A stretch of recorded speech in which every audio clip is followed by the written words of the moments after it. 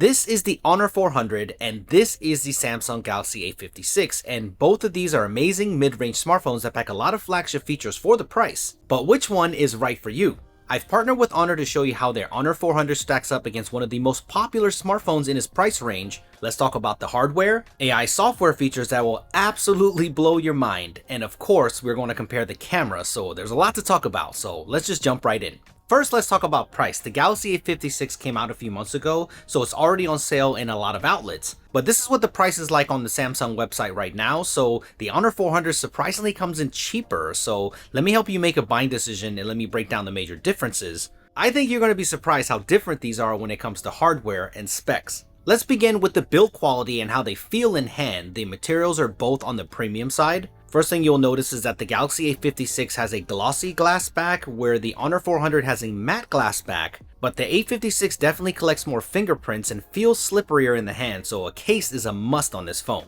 I think the matte finish has a more premium look, and the design of the camera bump, it's a little more unique on the Honor 400, but let me know what you think in the comment section below. The Honor 400 is slightly more compact. They both have 120Hz AMOLED displays and they both look fantastic. The Galaxy A56 does have a larger 6.7-inch display compared to the Honor 400's 6.55-inch display, but the Honor gets brighter at 5000 nits of peak brightness compared to the A56's 1900 nit peak brightness, so that is something to keep in mind. The Honor 400 has a more dense display with 460 pixels per inch versus Samsung's 380 pixels per inch, so side by side the Honor definitely looks more crisp. Some of you won't care, but if you look, there are thicker bezels on the Galaxy A56, and when you put them side by side, you can really see the difference. The Honor 400 also has 3840Hz PWM dimming, which makes it way safer for your eyes, especially at night when the screen is dim, which I hope Samsung includes in the future. The Honor 400 display also works well if you have wet hands, but the Galaxy A56 does have a higher IP rating at IP67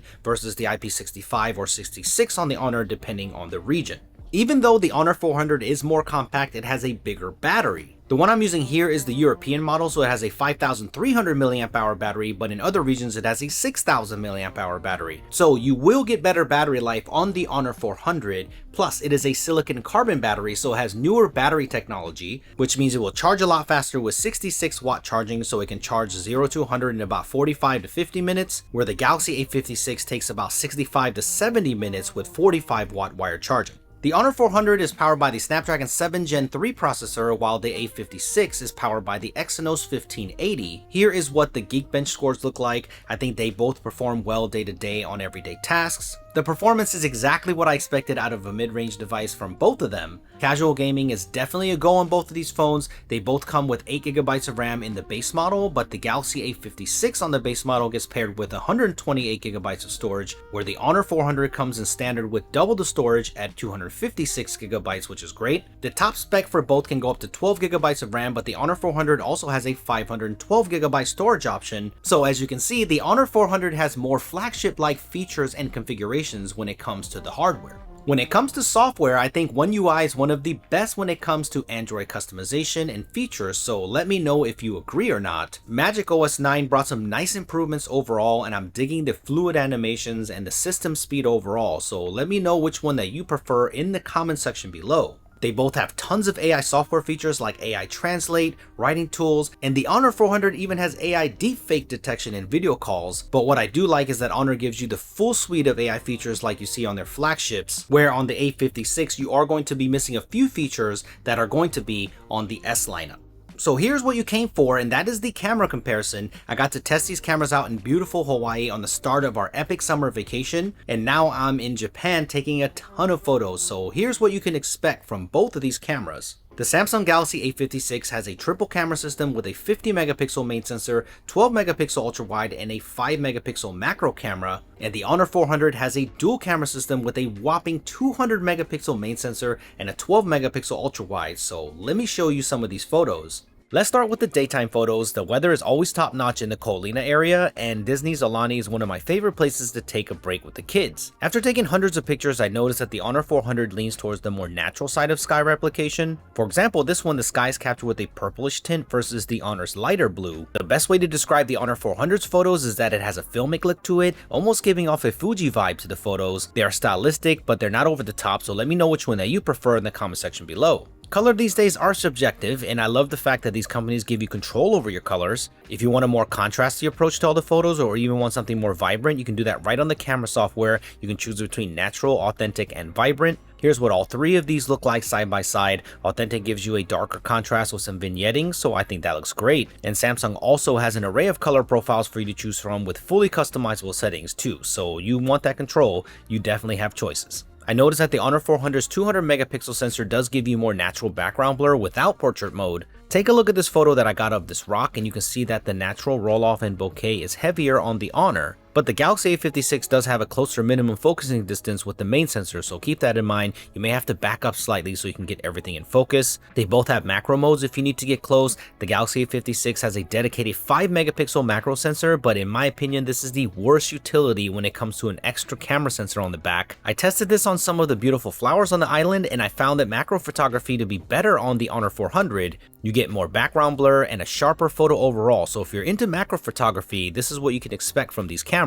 The next day we visited Pearl Harbor and the Aviation Museum. It was a perfect way to test the zoom capabilities of these two phones, and while both of them do not have a telephoto lens, they look comparable up to 4x digital besides the white balance. When you do go up to 10x zoom though, wow, the difference is noticeable. The Honor 400's main sensor definitely flexing its muscles here, and with AI upscaling, 30x zoom is possible on the Honor, where it's 10x max on the Galaxy A56. Walking through the Aviation Museum, I did notice that the Galaxy A56's ultra-wide camera has a wider field of view, so you can capture more in the frame, so keep that in mind if you're into ultra-wide photography. But I did notice that the ultra-wide on the Honor 400 did a better job with the flaring and bright light sources, as you can see here. If you're an av geek at all or just a history buff, I think it's definitely worth visiting if you are ever in Oahu. There is a tower that you can go up to get amazing views of the entire site. There's a ton of planes here that you can look at, including a Blue Angel, which was a surprise to me. This was a perfect place to test out the portrait mode as well on both of these phones, both nice and detailed with great segmentation. But if you punch in, you can see how much sharper the Honor 400 is.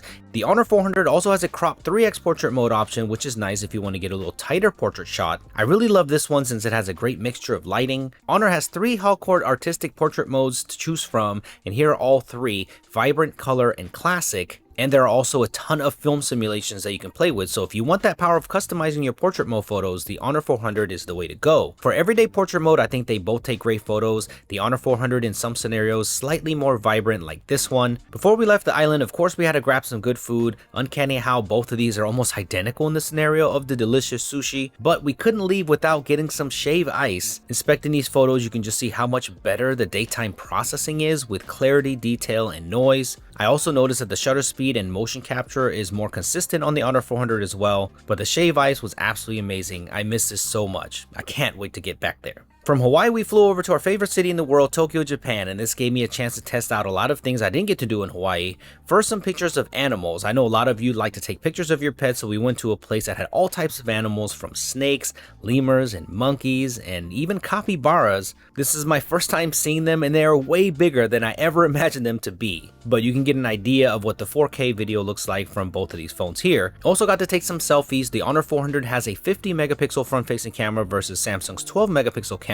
Also, the field of view is wider, so you get more people in the frame. I did take a few in Hawaii as well. They both have great HDR. I really do like having that extra field of view though. The Honor takes a more contrasty approach here on this one, so let me know which one that you like better. Of course, I had to quickly test the high resolution modes. This is the globe at Tokyo Disney Sea, taken in 50 megapixels on the Galaxy A56 and 200 megapixels on the Honor 400. At 1000% scale, look at the buildings behind the globe, still maintaining the detail on the bricks, and it remains sharp, so the 200 megapixel is fantastic for landscape shots like this. Next thing I got to test out are the AI features, since they both have a lot of features that add to the photo editing experience. First is the AI eraser. Samsung works like it should by detecting all the people in the shot, then you can deselect from there, and it does a great job of removing everyone from the frame. Honor gives you all the options down here, like circle and brush to erase, and that animation is awesome. If you want to remove everyone, hit erase passerby, and this will act like the A56 does. Here's a more complicated scenario with a ton of people, and here's an example of what the remove passerby feature can do. It erases everyone from the frame and generates the missing parts where the A56 smeared the removal, so generation seems to be limited to the flagship Samsung phones. Next one I wanted to compare is the remove reflections tool. This is a shot of merchandise through a window, and look at how the Honor 400 removed most of the reflections. It did a great job. Where the A56, you can still see my reflection here on the bottom. They both have motion photo or moving photo capabilities, but in my testing it looks like the Samsung starts recording a second or so before you hit the shutter button, so the timing is slightly off. Here is another example where the A56 grabbed the motion of me raising the camera, which I didn't want. What I like about the Honor 400 is that even though it's a mid-range phone, you get the full AI suite. So you get AI outpainting where you can generate more of a photo if you need to make the photo more dynamic. You get a feature called Facetune where you can see that my daughter's eyes are closed in the photo, but the open eyes feature can fix that so you don't lose a great photo. You have AI cut out to be more creative with the photo if you want. You can add beauty effects to the photos after the fact and so much more, but the feature that no other phone has of right now in summer of June 2025 is the absolutely mind-blowing feature called image to video. This is a partnership with Google to bring this to the Honor 400 series first, and this can take any photo and turn it into a 5-second video. I had a lot of fun taking tons of old family pictures from my wife's side and seeing how this technology works. This can be a little scary how good it works, but amazing to see family members that aren't here with us anymore move on the screen. We did one of a former family dog of an oil painting that was amazing that it got the characteristics of a boxer correct. Here's an example of an old black and white photo from generations back, and after generating for about a minute or so, look at how it even pans up and creates that moment. I was genuinely blown away by this feature, so let me know if you're looking forward to using this feature. One last thing before wrapping this up is the nighttime photos and video. There's an amazing Harry Potter themed train station in Akasaka, and this entire area outside of it is Harry Potter themed with a cafe and a store. A lot of the daytime characteristics also carry over to the nighttime. I noticed that the image has more detail on the Honor 400 and the image is also less noisy. The night mode on the A56 is more saturated and the tone is not accurate to the scene. The Honor is more accurate in terms of overall color and the ambient lighting. Here is the sky punched in. You can see the noise comparison and clarity difference. Here is another example with the Harry Potter cafe, and you can see the slight color variation. When you punch in, you can see that the light source is handled better on the Honor 400 and the overall HDR is processed better. I saw this over and over again with the main sensor.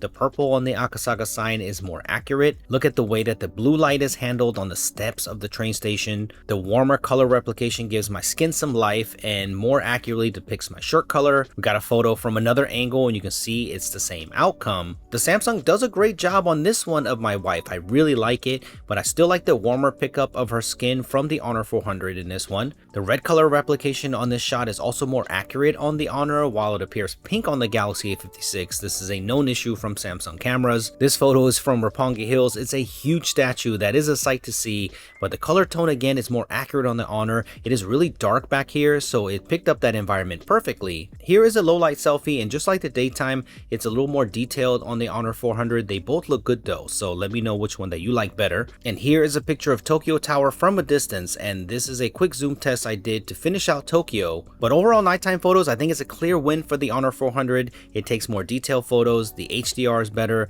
light sources and highlights are controlled better, and even with motion and night mode, the Honor keeps the subject sharper and the colors and white balance are more accurate to the scene. Besides the video at night, I think the Honor 400 is something to think about if you're in the market for a Galaxy A56. I would definitely try them out in the store if possible before making a purchase because they're both great, but the Honor 400 really surprised me here in this comparison. So let me know what you think and which one that you would pick up. Are you Team Samsung or Team Honor? Sound off in the comment section below. Thank you for watching, and I will see you in the next one.